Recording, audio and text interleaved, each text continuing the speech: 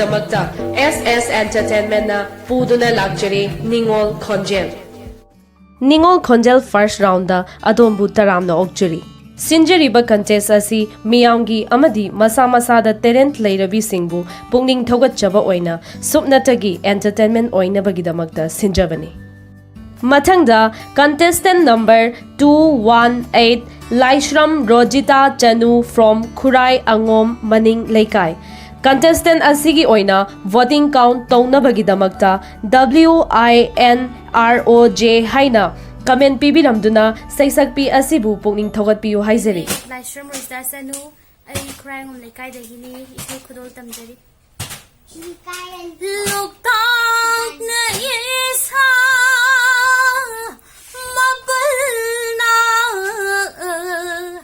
tilabani moirangdi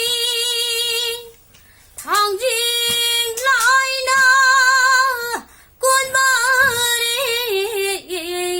moirang lamdi lamnung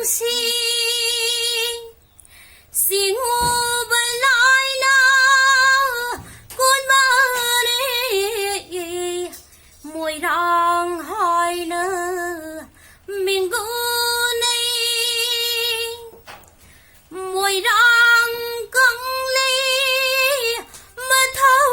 mathabung thangjing laigi laikuni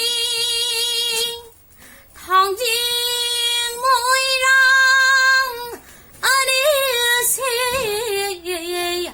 moirang kangle rol kawida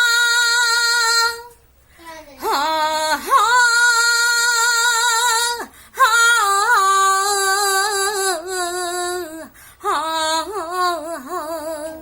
ha ha hay krơ yeli tharu thangjing liềm lấy ngã su không đâu re